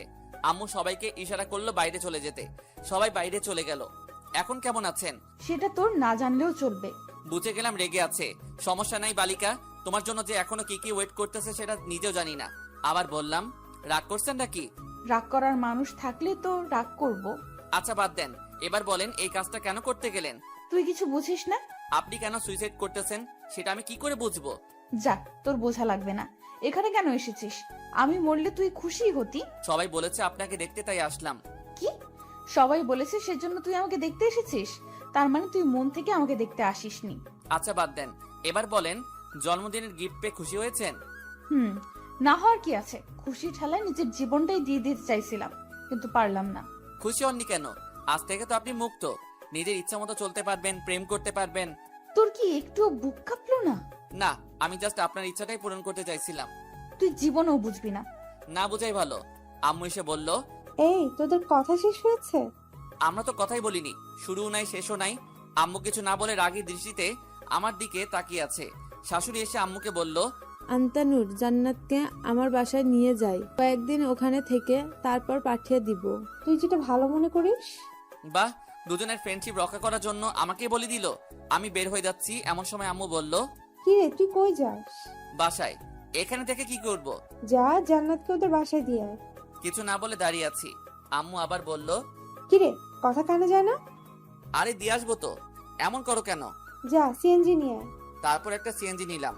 আমি জান্নাত আর জান্নাতের আম্মু গাড়িতে উঠে জান্নাতের বাসার দিকে রওনা দিলাম। তৌফিক আর নাফিসকে বললাম আম্মুকে ঠিক মতো বাসায় দিয়ে আসতে। গাড়িতে কোনো কথা হয়নি। বাসার সামনে নেমে জান্নাতকে ধরে ধরে বাসায় নিয়ে যাচ্ছি, কিন্তু ফকির নিয়ে হাঁটতে পারছে না। ইচ্ছা না থাকা সত্ত্বেও কোলে নিলাম। কোলে নিয়ে বাসায় দিয়ে আসলাম। বাহ, ফকিনির ভিতরে ভিতরে লাড্ডু ফুটতেছে। আমিও খুশি, কখনো এভাবে আগে স্পর্শ করিনি। কিন্তু জানো, তুমি তো জানো না তোমার জন্য আমি কি পরিমাণ বাঁশ রেডি করতেছি। বাঁশ থেরাপি দিয়ে তোমার অহংকার আমি মাটিতে লুটাবো, টেরও পাবে না হুসেন কি জিনিস। যাই হোক, বাসার ভিতরে নিয়ে জান্নাতকে খাটে রাখলাম। ওরে আল্লাহ, মেয়ে মানুষ এত ওজন! দেখলে মনে হয় ফু দিলে উড়ে যাবে, কিন্তু ভিতরে ভিতরে এত ওজন জানা ছিল না। জান্নাতকে খাটে রেখে আমি হাঁপাতে লাগলাম। সে আমার কর্মকাণ্ড দেখে হাসতে লাগলো। ওকে রেখে চলে আসবো, এমন সময় পেছন থেকে ডাক দিল, হুসাইন, কিছু বলবেন? আজকে না গেলে হয় না? না, আমি এখনো বাসায় যাইনি, অফিসের পোশাকে রয়ে গেছি। কিছু খাইছো? না, সময় পাইনি, বাসায় গিয়ে খাবো। এখানে খেয়ে যাও। No thanks. আর কিছু না বলে সোজা হাঁটা দিলাম। জান্নাতের আম্মুও অনেকবার বলল থেকে যেতে, কিন্তু না করে দিয়েছি। বিদায় নিয়ে বাসায় চলে আসলাম। এসে ফ্রেশ হয়ে কিছু খেয়ে শুয়ে পড়লাম। এভাবে কিছুদিন চলে গেল, জান্নাতের সাথে আর কোনো যোগাযোগ করিনি। মাঝে মাঝে সে কল দিত, বাট আমি ধরতাম না। কয়েকদিন পর সকালবেলা অফিসে যাওয়ার জন্য রেডি হচ্ছি, এমন সময় আম্মু আসলো। কিছু বলবে? অফিস কয়টায় ছুটি হবে? 4টায়। কাজ বেশি থাকলে দেরি হতে পারে। কেন? না বলছিলাম অনেকদিন হলো মেয়েটাকে দেখছি না, তুই যদি জান্নাতকে নিয়ে আসতি। সরি আম্মু, আমি পারবো না। যার দরকার সে নিজেই আসবে। এই কেমন কথা? একা একটা মেয়ে নিজে থেকে কি করে আসবে? যেভাবে আসুক না কেন, আমি নিয়ে আসতে পারবো না। বেশি দরকার হলে তুমি যাও। যা, তোর যাওয়া লাগবে না, আমার মেয়েকে আমিই নিয়ে আসবো। যা ইচ্ছা করো। আর কোনো কথা না বলে অফিসে চলে গেলাম। বিকালে কিছুক্ষণ আড্ডা দিলাম। একটু রাত করে বাসায় আসলাম। এসে দেখি জান্নাত চলে এসেছে। কিছু না বলে রুমে গিয়ে ফ্রেশ হয়ে শুয়ে আছি। জান্নাত এসে বলল, ভুলেই গেছো, একটাবার জিজ্ঞাসা করলে না কেমন আছি। মনে রাখার জন্য কোনো চুক্তিপত্র হয়েছে নাকি যে আপনাকে মনে রাখতে হবে? জান্নাত মন খারাপ করে বলল, খেতে আসো। আমি খাবো না, বাইরে থেকে খেয়ে আসছি, আপনারা খেয়ে নিন। জান্নাত কিছু না বলে চলে গেল। আমি শুয়ে শুয়ে ফেসবুকিং করছি। একটু পর সে আসলো। মনে হয় খাওয়া শেষ। আমার সামনে এসে ঘুরঘুর করতেছে। আপনি কেন এসেছেন? মানে আপনি এই বাসায় কেন এসেছেন? আপনার চাওয়া তো আমি পূরণ করে দিয়েছি, আবার কি? তুমি এভাবে কথা বলছো কেন? বললাম তো আগের ঘটনাগুলোর জন্য সরি। এসব সরি টরি বলে লাভ নেই। ডিভোর্স চাইছেন, দিয়ে দিয়েছি। এবার থেকে আপনি আপনার মতো আর আমি আমার মতো। আমি এসব মানি না। আমি আম্মুকে ছাড়া থাকতে পারবো না। যেদিন আম্মু বলবে সেদিন চলে যাব। আমি আর কিছু না বলে শুয়ে শুয়ে মোবাইল টিপতেছি। জান্নাত এসে বিছানায় উঠতে লাগলো। এই আপনি কি করছেন? আপনি হয়তো ভুলে গেছেন এটা আমার রুম, আমার বিছানা। সো আপনি পর একটা বালিশ ওর হাতে দিয়ে দিলাম। বালিশ হাতে নিয়ে মন খারাপ করে সোফায় চলে গেল। এবার বুঝো কেমন লাগে? এতদিন আমাকে জ্বালাইছো, আমি অন্যদিকে পাশ কাটিয়ে ঘুমিয়ে গেলাম। মধ্যরাতে কিছু একটা আওয়াজ শুনে ঘুমটা ভেঙে গেল। চোখ খুলে দেখি জান্নাত নাক টেনে টেনে কান্না করতেছে। আমি বললাম, এই আপনার সমস্যা কি? এসব ন্যাকা কান্না করার মানে কি? তোমার এত কিছু জানতে হবে না। জানার দরকারও নেই, অন্য কোথাও গিয়ে কাঁদেন, এখানে ঘুমে ডিস্টার্ব হচ্ছে। সকালে আমার অফিস আছে। জান্নাত তারপরও কান্না করতেছে। আরেকবার নাক টানা শুনলে লাথি দিয়ে রুম থেকে বের করব। যত সব আজাইরা। দেখলাম জান্নাত কিছু না বলে ওয়াশরুমে চলে গেল। আমি মনে মনে ভাবছি, এবার ঠেলা বোঝো জানো, আমিও অনেক কষ্ট পাইছি। ভাবতে ভাবতে কখন যে ঘুমিয়ে গেছি মনে নেই। ঘুম থেকে উঠে দেখি জান্নাত আমার আগেই উঠে গেছে। আমি গিয়ে ফ্রেশ হয়ে নাস্তা করে অফিসে চলে গেলাম। অফিস করে বাসায় আসার সময় তৌফিক আর নাফিসকে কল দিয়ে আসতে বললাম।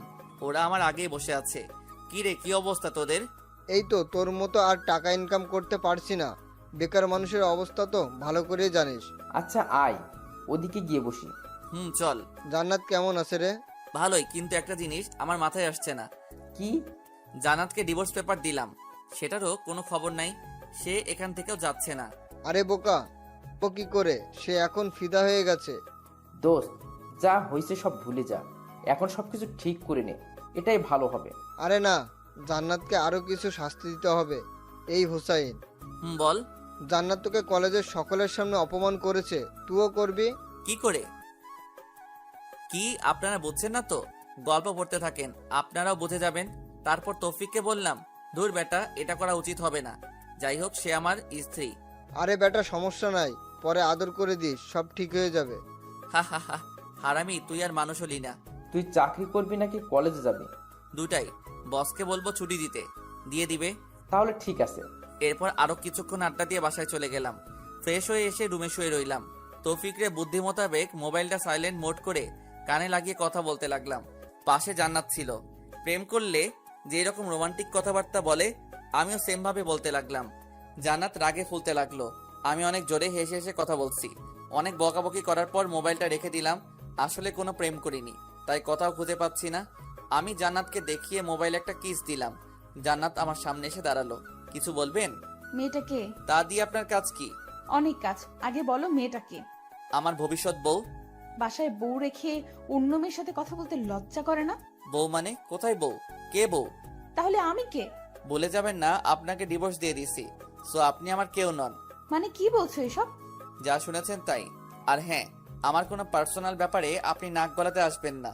আমি আম্মুর সাথে কথা বলে আপনাকে আপনাদের বাসায় পাঠানোর ব্যবস্থা করছি। হুসাইন, প্লিজ এমন করো না। আগের ব্যবহারের জন্য সত্যি আমি অনেক লজ্জিত। সরি বললাম তো। আমি একটা টান দিয়ে হাতটা ছাড়িয়ে নিলাম। রাগ দেখিয়ে ছাদে চলে গেলাম। ছাদের দরজাটা বন্ধ করে কিছুক্ষণ লুঙ্গি ড্যান্স দিলাম। ফকিনি, যখন আমি তোর পিছে পিছে ঘুরতাম, তোর কেয়ার করতাম, তখন আমাকে 2 টাকার দামও দিতি না। এবার বুঝো কেমন লাগে। ছাদ থেকে নিচে এসে খাওয়া দাওয়া করে রুমে গিয়ে শুয়ে পড়লাম। জান্নাত যথারীতি বালিশ নিয়ে সোফায় চলে গেল। রাতের বেলা ঘুমটা ভেঙে গেল। জান্নাতের দিকে তাকাতেই দেখি গুটি মেরে শুয়ে আছে। চেহারাটা দেখে আবার ক্রাশ খেলাম। ঘুমন্ত অবস্থায় মানুষকে আসলেই অনেক নিষ্পাপ মনে হয়। হুমায়ুন আহমেদ বলেছিলেন, যে নারীকে ঘুমন্ত অবস্থায় সুন্দর দেখায় সেই প্রকৃত সুন্দর। জান্নাত তো হুমায়ুন আহমেদের ঘুমন্ত নারী। কিছুক্ষণ তাকিয়ে থেকে বুঝলাম জান্নাত ঠান্ডায় কাঁপছে। নিজের কাছে খারাপ লাগছে। উঠে গিয়ে কম্বলটা ওর গায়ে জড়িয়ে দিলাম। মোবাইলে টাইম দেখলাম, একটু পর ফজরের আজান দিবে। আর ঘুমালাম না। উঠে উজু করে নামাজ পড়ে বাইরে কিছুক্ষণ ঘোরাঘুরি করলাম। বাসায় এসে দেখি জান্নাত মুখ টিপে টিপে হাসছে। মনে হয় কম্বল দেওয়ার কারণে। বালিকা এত খুশি হওয়ার কিছু নেই। হুসাইন কি জিনিস হাড়ে হাড়ে টের পাবা। নাস্তা করে বসে বসে মোবাইল টিপতেছি। এমন সময় আম্মু এসে বলল, কি রে, আজকে অফিসে যাবি না? না, ছুটি নিয়েছি। কেন, শরীর খারাপ নাকি? আরে না, অনেকদিন কলেজে যাই না, আজকে যাব। আর আমার একটু কাজ আছে। জান্নাতও পাশে ছিল। জান্নাত আম্মুকে বলল, আম্মু, বলছিলাম কি, আমিও তো অনেকদিন কলেজে যাই না, লেখাপড়াটাও ভালোভাবে হচ্ছে না। আজকে গেলে কোনো সমস্যা হবে? আরে না, কিসের সমস্যা, যা, তুইও কলেজে যা। ধন্যবাদ আম্মু। এই হুসাইন, বলো। জান্নাতকে সাথে করে নিয়ে যা। সরি, আমি পারবো না। যে যার মতো যাবে। পারবি না মানে? মেয়েটা একা একা কি করে যাবে? যেভাবে খুশি যাক, বাট আমি নিয়ে যেতে পারবো না। আম্মুকে আর কোনো কিছু বলতে না দিয়ে আমি রুমে চলে গেলাম। গিয়ে রেডি হয়ে জান্নাতের আগে চলে গেছি। আমি, তৌফিক, নাফিজ আর ইতু বসে আছি। জান্নাত আসছে দেখে তৌফিক বলল, এই মামা আসছে, শুরু কর। কে আসছে? আরে বেটা, তোর সিনিয়র বউ আসছে, শুরু কর। আমি এবার ইতুর হাতটা ধরে বসে হেসে হেসে কথা বলছি। ইতু প্ল্যান মোতাবেক আমার হাত ধরে আছে। জান্নাত এটা দেখে তো রাগে লাল হয়ে গেল। আমার দিকে আর না তাকিয়ে উপরের তলায় চলে গেল। আমরা সবাই হাসতে হাসতে শেষ ক্লাস করিনি, ওখানে বসে আছি। দেখলাম জান্নাত উপর থেকে বারবার আমার দিকে তাকাচ্ছে, আমিও খুব সুন্দর করে অভিনয় চালিয়ে যাচ্ছি। 2 ঘন্টা চলে যাওয়ার পরে জান্নাত আর ওর কয়েকটা বান্ধবী মিলে আমাদের কাছে আসলো। তৌফিক আর নাফিস একসাথে গান গাইতেছে, আমাদের এই বাজে স্বভাব কোনোদিন যাবে না। একটা সিনিয়র মেয়ে এসে বলল, কানের নিচে যখন কয়েকটা পড়বে তখন সব রকমের বাজে স্বভাব চলে যাবে। আপু আসসালামু আলাইকুম, ভালো আছেন? ক্লাস না করে এখানে কি পাখি দেখি। বাদরামি করস? এখানে পানি আসবে কোথা থেকে? আসেন আসেন, আমার পাশে বসেন, আপনিও দেখতে পাবেন। আমি তখনও ইতুর হাত ধরে আছি। ছি, লজ্জা করে না তোমার? কেন, আমি কি ল্যাংটা হয়ে আছি নাকি? তার চেয়েও খারাপ, বাসায় বউ রেখে এখানে অন্য মেয়ের সাথে। ছি। ওয়েট, বউ মানে কার কথা বলছেন? কার কথা বুঝো না? আমার কথা চেনো না মানে? তুমি এত খারাপ ভাবতেও আমার ঘৃণা হয়। আপনার লজ্জা করে না একটা জুনিয়র ছেলের পেছন পেছন ঘুরঘুর করতে? পাত্তা দেই না, তবুও কেন আসেন? এতক্ষণে পুরো ক্যাম্পাসের সবাই আমাদের দিকে তাকিয়ে আছে। জান্নাত লজ্জায় মাথা নিচু করে ফেললো। দেখলাম ওর চোখের কোণে পানি। জান্নাত কান্না করতে করতে ক্যাম্পাসের বাইরে চলে গেল। আমার নিজেরও খারাপ লাগছে, ব্যাপারটা একটু বাড়াবাড়ি হয়ে গেছে। পরে আমি, তৌফিক আর নাফিস বের হয়ে গেলাম। ইতুকে ধন্যবাদ দিয়ে বিদায় দিয়ে দিলাম। আমরা বাইরে কিছুক্ষণ আড্ডা দিলাম। এরপর বাসায় চলে গেলাম। গিয়ে দেখি জান্নাত সবকিছু রেডি করে বাসা থেকে চলে যাচ্ছে। আম্মু ওকে অনেক বোঝানোর চেষ্টা করছে, কিন্তু সে শুধু কান্নাই করতেছে। চলে গেল। আম্মু এসে ঠাস করে আমার গালে একটা বসিয়ে দিল আর বলল, কুলাঙ্গার কোথাকার, তোর জন্য আমার মেয়েটা চলে গেল, ওর যদি কিছু হয় তোর খবর আছে। তারপরেই আম্মুর কথা শুনে মাথাটাই খারাপ হয়ে গেল। নিজের ছেলের কোনো খবর নাই, তিনি ছেলের বউ নিয়ে পড়ে আছে। আম্মুর সাথে রাগারাগি করে ছাদে চলে গেলাম। আসলে জান্নাতের জন্য আমারও খারাপ লাগছে, কিন্তু কি করব, ও যেগুলো আমার সাথে করেছে সেগুলোর ফল ওকে পেতে হবে। কিন্তু মনে হচ্ছে ওর সাথে বেশি করে ফেলছি, কি করব বুঝতে পারছি না। তৌফিককে কল দিলাম, কিরে কই তুই? বাসায়। এ সময় কল দিচ্ছিস, কোনো সমস্যা? সমস্যা একটা হয়েছে। কি সমস্যা? মোবাইলে বলা যাবে না, তুই দিঘির সামনে আয়, আমি নাফিসকে বলে দিচ্ছি। আচ্ছা ঠিক আছে, তোর বলা লাগবে না, আমি বলে দিচ্ছি। দে। কয়টায় আসবি? আসরে নামাজ পড়ে আয়। ওকে। এরপর কল কেটে দিলাম। নিচে গিয়ে দেখি আম্মু নাকে টেবিলের উপর খাবার রেখে চলে গেছে। আমি আম্মুর রুমে গেলাম। খাবে না? তোর খাওয়া তুই খা, আমি আমার মেয়েকে ছাড়া খাবো না। এই মহা যন্ত্রণা, দূর ভালো লাগে না। আমিও নাকে চলে আসলাম। রুমে এসে শুয়ে পড়লাম। ঘুমানোর চেষ্টা করলাম, ঘুম আসছে না। পরে উঠে বাহিরে চলে গেলাম। আসরে নামাজ পড়ে দিঘির সামনে গেলাম, দেখলাম তৌফিক আর নাফিস বসে আছে। কিরে তোরা আসছিস? তোর নাম্বার বন্ধ কেন? মোবাইলটা হাতে নিয়ে দেখি সুইচ অফ হয়ে আছে। তৌফিক বলল, বল কি সমস্যা? আমি সবগুলি ঘটনা খুলে বললাম। দোস্ত, আমার মনে হয় তোর এখন জান্নাতের বাসায় যাওয়া উচিত। ধুর, আমি ওখানে গিয়ে কি করব? কি করবি মানে? ওর কাছে ক্ষমা চেয়ে নিবি আর বলবি ডিভোর্স পেপারটা নকল ছিল। আরে না, এটা হয় না। না হলে তুমি বসে বসে আঙ্গুল চোষো। জান্নাত কি সব কিছু মেনে নিবে? নিবে। দেখলি না, সে তোর সাথে অন্য কাউকে সহ্য করতে পারে না। সেটা তো আগে ছিল, কিন্তু কলেজে যা করলাম আমার জন্য এখন ঘৃণা ছাড়া ওর মনে আর কিচ্ছু নাই। চেষ্টা করতে তো আর কোনো সমস্যা নেই। তোকে তখনও বলেছিলাম সবকিছু চিন্তা ভাবনা করে কর। শালা মিথ্যুক, তোর জন্য এসব কিছু হয়েছে। তোর বুদ্ধি না শুনলে কিছুই হতো না। আরে আমি কি জানতাম নাকি যে তামান্না বাসা ছেড়ে চলে যাবে? আচ্ছা বাদ দে তো, এখন কেমনে কি করবি সেটা চিন্তা কর। আচ্ছা চল কিছু খেয়ে আসি। তোর তো খাওয়া ছাড়া আর কোনো কাজ নাই। এই তুই আজকে ওদের বাসায় যাবি? না, গেলেও কালকে। ওদের সাথে আরো কিছুক্ষণ আড্ডা দিয়ে বাসায় চলে গেলাম। রাত প্রায় 10টা। খেতে বসলাম, আম্মু আসলো না। একা খেতে বসেছি, এমন সময় জান্নাতের আম্মু কল দিল। হ্যাঁ, পুরোটা বলার আগেই জান্নাতের আম্মা কল দিয়ে কান্নাকাটি শুরু করে দিল। বাবা তুমি কই? আমি তো বাসায়। আপনি কাঁদছেন কেন? কোনো সমস্যা? জান্নাত? কল কেটে দিল। আমি আবার কল দিলাম, কিন্তু ধরতেছে না। না, আর বসে থাকা যায় না। জান্নাতের কি হয়েছে আল্লাহই জানে। তৌফিক আর নাফিসকে কল দিয়ে বের হতে বললাম। বাসা থেকে বের হয়ে একটা সিএনজি নিলাম। মাঝপথে তৌফিক আর নাফিসকে তুলে নিলাম। কিরে এত রাতে আবার কি হলো? জান্নাতের আম্মা কল দিয়ে কান্না করতে লাগলো। কেন, কি হয়েছে? আমি নিজেও জানি না। পুরোটা শোনার আগে কল কেটে দিল। তারপর আমি কল দিলাম, কিন্তু ধরতেছে না। আল্লাহ, কি হয়েছে? কথা বলতে বলতে ওদের বাসার সামনে চলে আসলাম। অনেকবার কলিং বেল বাজালাম, কিন্তু ভিতর থেকে কোনো শব্দ নাই। দরজা ধাক্কা দিলাম, তাও কোনো লাভ হলো না। পরে তৌফিক বলল দরজা ভেঙে ফেলার জন্য। 3 জনে অনেক কষ্ট করে দরজাটা ভাঙলাম। ভিতরে গিয়েই তো আমার মাথা খারাপ হয়ে গেল। জান্নাতের বাম হাতটা কাটা, পিঙ্কি দিয়ে রক্ত বের হচ্ছে। রক্তে পুরো ফ্লোর লাল হয়ে গেছে। অতিরিক্ত রক্তক্ষরণের জন্য জ্ঞান হারিয়ে ফেলছে। ওর এই অবস্থা দেখে আমার শরীর কাঁপতে লাগলো। কিন্তু ওর আম্মু কই গেল? জান্নাতের আম্মুর রুমে গিয়ে দেখি উনি উনার পা উল্টে খাটের সাথে আঘাত খেয়ে পড়ে আছে। মনে হয় তাড়াহুড়ো করতে গিয়ে পা মোচড় খেয়ে পড়ে যায় আর মাথা গিয়ে লাগে খাটের সাথে, যার কারণে উনিও সেন্সলেস হয়ে আছে। কি করব কিছুই বুঝতেছি না। আমার শার্টটা খুলে জান্নাতের হাতে বেঁধে দিলাম যাতে আর রক্ত না বের হয়। পরে ওদের দুজনকে হাসপাতালে নিয়ে গেলাম। ইমার্জেন্সিতে দিয়ে আমি বাইরে অপেক্ষা করছি। নিজের অজান্তে চোখ দিয়ে পানি বের হতে শুরু করলো। আমার জন্যই আজকে এত কিছু হলো। জান্নাতের জ্ঞান ফিরলেই মাপ চেয়ে নিব। তৌফিক আর নাফিসকে বললাম বাসায় চলে যেতে, কিন্তু ওরা গেল না। একটু পর ডাক্তার বাইরে আসলো। রোগী আপনার কি হয়? জি, আমার স্ত্রী। দেখুন, ওনার অতিরিক্ত রক্তক্ষরণ হয়েছে, জরুরি রক্তের ব্যবস্থা করুন। জি, আমরা 3 জন আছি। বলুন কি রক্তের গ্রুপ কি? AB positive. আমার এবি পজিটিভ। আমার ও পজিটিভ। আমারও এ পজিটিভ। আচ্ছা আসুন। এরপর রক্ত দিলাম। শাশুড়ি আম্মার জ্ঞান ফিরেছে, উনি ঘুমাচ্ছে। আমি জান্নাতের কেবিনে গিয়ে জান্নাতের পাশে বসলাম। নিশ্চুপ হয়ে ওর চেহারার দিকে তাকিয়ে আছি। জান্নাতের একটা হাত ধরে কখন যে ঘুমিয়ে পড়েছি মনে নেই। সকালে ঘুম ভাঙলো কারো হাতের স্পর্শে। চোখ খুলে দেখি জান্নাত আমার মাথায় হাত বুলাচ্ছে।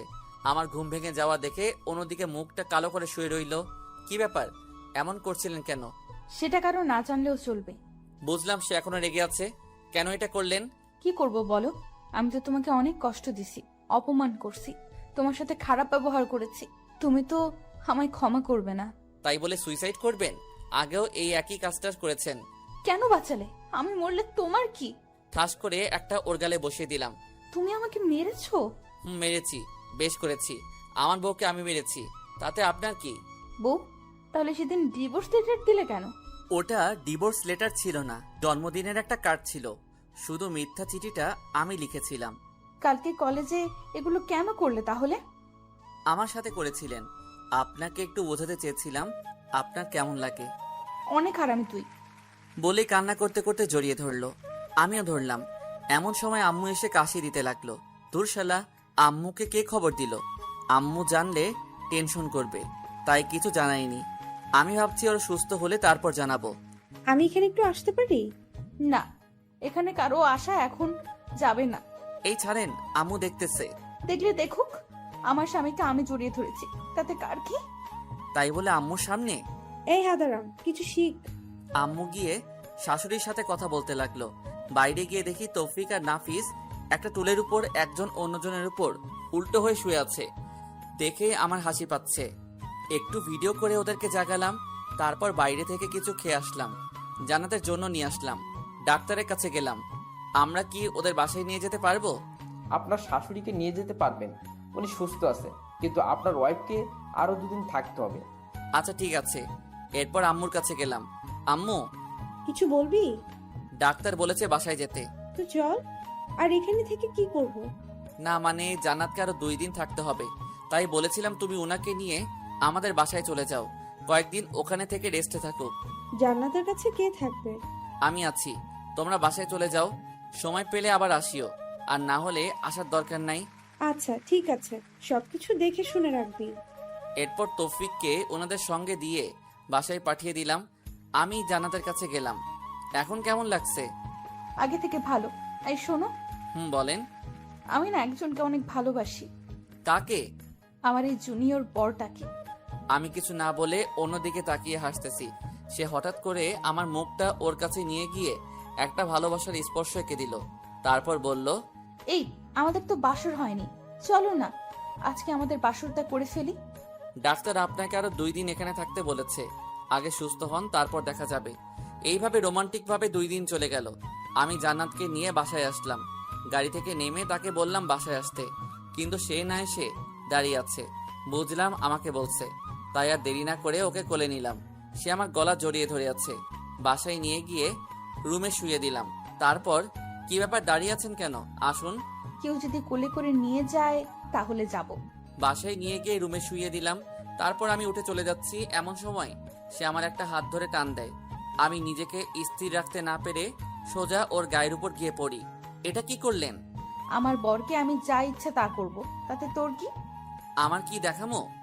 দেখা। এই বলে যেই জান্নাতের মুখটা ধরবো, সেই সময় তৌফিক রুমে চলে আসলো। মামা, আদর পরেও করতে পারবা, এখন একটু বাইরে আসো। শালা তুই আর আসার সময় পাইলি না? জান্নাত লজ্জায় অন্যদিকে তাকিয়ে আছে। এরপর আমি বাহিরে গেলাম। বল, এই অসময় তুই কেন ডেকেছিস? তোর জানতে হবে না, 5,000 টাকা দে। এত টাকা দিয়ে কি করবি? তোরে দিতে বলেছে, দিয়ে দে, এত কথা বলিস কেন? কিন্তু আমার কাছে তো এত টাকা এখন নাই, হাসপাতালে খরচ হয়ে গেছে। আচ্ছা ঠিক আছে, তোর দেওয়া লাগবে না, বিকেলবেলা দিঘির পাড়ে আসিস, আড্ডা দিব। আচ্ছা ঠিক আছে। এরপর তৌফিক আর নাফিস চলে গেল। আমি গোসল করে আসলাম, জান্নাতকে খাইয়ে দিলাম। খাওয়া দাওয়া করে সে শুয়ে রইল। বিকেলবেলা আমি বাসা থেকে বের হলাম, দিঘির ওখানে গেলাম। তৌফিক আর নাফিসকে কল দিলাম, তারাও আসলো। এরপর অনেক রাত পর্যন্ত আড্ডা দিলাম, ঘুরলাম, মজা করলাম। রাত 9টার সময় নাফিস বলল, আমার জরুরি কাজ আছে, আমাকে যেতে হবে। আমার অনেক কাজ, আমিও যাই। আচ্ছা ঠিক আছে, তোরা তাহলে যা, আমিও চলে যাচ্ছি। বাসায় গিয়ে দেখলাম আম্মু, জান্নাত আর জান্নাতের আম্মু বসে বসে টিভি দেখছে। আমিও গিয়ে ওদের সাথে বসলাম। তারপর খাওয়া দাওয়া করে রুমে গেলাম। জান্নাত আমার আগে গিয়েই বসে আছে। আমি কি আজকেও সোফায় থাকবো? মাথা ফাটিয়ে দেব আর একবার সোফার কথা বললে। তো মহারানী কোথায় থাকবো তাহলে? আমার সাথে। আই শোনো। বলেন। ওই বলেন কি বলবো বলো। আজ থেকে আপনি করে বলবা না, তুমি করে বলবে। ওকে বলো, কি বলবে? বলছিলাম কি, আমাদের তো বাসর হয়নি, চলো না বাসর ঘরটা করে ফেলি। কোনো আয়োজন ছাড়া বাসর হয় নাকি? আজকে ঘুমান, বাসর করা লাগবে না। ওই লাগবে না মানে 100 বার লাগবে। তারপর সে উঠে আলমারি খুলে একটা ব্যাগ আমার হাতে দিল। কি এটাতে? 2 ঘন্টা পর কেন? সেটা এলেই বুঝতে পারবে। যাও এখন। কোথায় যাব? এখানেই পড়ে নেই। মার খাবা নাকি যাবা? আচ্ছা ঠিক আছে, যাচ্ছি। তারপর আমি রুম থেকে বের হয়ে ছাদে চলে গেলাম। তৌফিক আর নাফিসকে কল দিলাম কি করব তা জিজ্ঞেস করার জন্য, কিন্তু দুই শালা একসাথে মোবাইলটা অফ করে রাখছে। ছাদে গিয়ে শেরওয়ানি পরে নিলাম। কি রকম জামাই জামাই একটা ভাব চলে আসছে, সেই বিয়ের দিনের মতো। আজকে যেন সময়টা কিছুতেই যাচ্ছে না। 1 ঘন্টা 45 মিনিট ছাদে থাকার পর কেমন যেন বিরক্ত লাগছে। নিচে চলে যাব এমন সময় তৌফিক আর নাফিস উপরে আসলো। কি মামা, এত তাড়াতাড়ি কিসের? আস্তে ধীরে যাও। কিরে, তোরা এত রাতে এখানে আসলি কি করে? আর বলিস না, কাজ করতে করতে একেবারে শেষ। এত রাতে কি কাজ করছিস তুই? আরে বেটা, তোর বাসর ছাড়াইছি। কি এত কিছু করছস, অথচ আমি জানি না? সবকিছু জানতে হয় না? তোদের এসব কে করতে বলেছে? কেউ না, আমি তৌফিক আর তোর সিনিয়র বউ মিলে এইসব করেছি। এগুলো আরো আগে করা ছিল, কিন্তু যেই দিন করব ভাবছিলাম সেই দিন জান্নাত বাসা ছেড়ে চলে যায়। তাই বলে তোরা আমাকে একটিবার জানাবিও না? আচ্ছা বাদ দে, আয় কিছুক্ষণ আড্ডা দেই। আড্ডা সারা জীবন দিয়েছি, পরেও দেওয়া যাবে। তোর সিনিয়র বউ বসে বসে তোর জন্য ওয়েট করছে, যা তাড়াতাড়ি ভিতরে যা। আচ্ছা ঠিক আছে। এই শোন, বল। সিনিয়র তো পুরাতন হয়ে গেছে, এত লজ্জা শরমের কাজ নাই। গিয়ে বিড়ালটা মেরে ফেলবি, পরে উল্টো হয়ে শুয়ে পড়িস। হারামজাদা, তুই আর ঠিক হবি না। আচ্ছা তোর পাশের রুমে গিয়ে ঘুমা, রাত অনেক হয়েছে। আচ্ছা ঠিক আছে, যা। এরপর রুমের সামনে গেলাম। কেমন যেন ভয় লাগছে, সাথে লজ্জাও। কিছুক্ষণ আগেও তো জান্নাতের সাথে কথা বলে আসলাম, এখন আবার লজ্জা লাগছে কেন? দূর, যা হবার হবে। আগে একবার ভিতরে যাই। এরপর 1 কেজি সাহস নিয়ে দরজাটা খুললাম।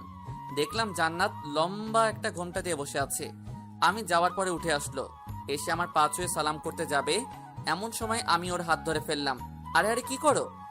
কি করছি দেখতেছো না? সালাম করতেছি। আরে জুনিয়রদের সালাম করতে হয় না। কে বলেছে জুনিয়র? 1 বছর ওটা কোনো সমস্যা না। আর স্বামী হিসেবে তুমি সব সময় উপরে থাকবে। ওকে মহারানী, বুঝলাম, কিন্তু আপনাকে আমার পা ধরতে হবে না, কারণ আপনার জায়গা আমার পায়ে নয়, বুকে, বুঝছেন? বুঝলাম। এবার চলেন। কোথায়? ছাদে। এত রাতে ছাদে কেন? চাঁদ দেখবো। চলো ছাদে চলো। ওকে চলো। এভাবে যেতে পারবো না, তো কিভাবে যাবে? আমাকে কোলে করে নিয়ে যেতে হবে। ওরে আল্লাহ, কি বলো এসব? নিয়ে চলো, না হলে সোফায় থাকতে হবে। কি আর করা, হাতিটাকে কোলে নিয়ে ছাদে গেলাম। ওরে কোল থেকে রেখেই আমি হাঁপাতে শুরু করলাম। ওরে আল্লাহ, একটা মানুষ এত ওজন হয় কেমনে? এইটুকুতেই এই অবস্থা? আজ থেকে তো প্রতিদিন ভর বহন করতে হবে। মানে? সব কথার মানে বলতে হয় না, কিছু মানে বুঝে নিতে হয়। চলো একটু হাঁটি। কিছুক্ষণ হাঁটাহাঁটির পর ছাদের কোণে গিয়ে বসলাম। জান্নাত তো আমার পাশে বসলো। আমি উপরের দিকে তাকিয়ে চুপ হয়ে বসে আছি। ওই কি ভাবছো? আল্লাহ আমাকে পরীক্ষা দিয়েছে, সেটার কি অ্যান্সার দিব সেটা ভাবতেছি। কি পরীক্ষা? আল্লাহ আমাকে 2টা চাঁদ দিয়েছে, একটা উপরে জ্বলতেছে আর একটা আমার পাশে। এখন বলতেছে কোন চাঁদটা আমার জন্য গুরুত্বপূর্ণ। কোনটা? উপরেরটা তো রাতের আকাশে আমার সাথে থাকবে, কিন্তু দিনের বেলায় থাকবে না। কিন্তু পাশেরটা সব সময় থাকবে, কিন্তু কথা হচ্ছে যদি কখনো পাশে থাকা চাঁদটা চলে যায়। তাই ভাবছি কোন চাঁদটা আমার জন্য গুরুত্বপূর্ণ। জান্নাত আমার একটা হাত ধরে কাঁধে মাথা রেখে বলল, এই তোমার হাত ধরে কসম করছি পুরো পৃথিবী ছেড়ে দেব, কিন্তু তোমার হাত কখনো ছাড়বো না। তাই নাকি? তাই। এই শোনো না, বলেন। আমার না টুইন বেবি অনেক পছন্দ। তো আমি কি করতে পারি? আপনাকে কিছু করতে হবে না, আমি নিজেই করব। ওকে চলেন। সময় হলে দেখবা। চলো রুমে যাই। ওকে চলেন। ওই এভাবে যাও কেন? তো কিভাবে যাব? আগের মতো কোলে করে নিয়ে যাও। কি আর করা, আবারও কোলে করে নিয়ে গেলাম। খাটে রেখে আমি ওয়াশরুমের দিকে যাচ্ছি, এমন সময় জান্নাত আমার শার্টের কলারটা চেপে ধরে বলল, আই কই যাস? একটু আসছি। টুইন বেবির কথা বলছি যে ভুলে গেছো? এ কথা বলেই একটা টান দিয়ে খাটে ফেলে দিল। হারিয়ে গেলাম অন্য এক জগতে। আপনারা এখনো বসে আছেন? আর কত, অনেক কিছু তো দেখে ফেলেছেন। এবার নিজেদের টুইন বেবির কথা চিন্তা করে নিজেরাও কার্যক্রম চালিয়ে যান।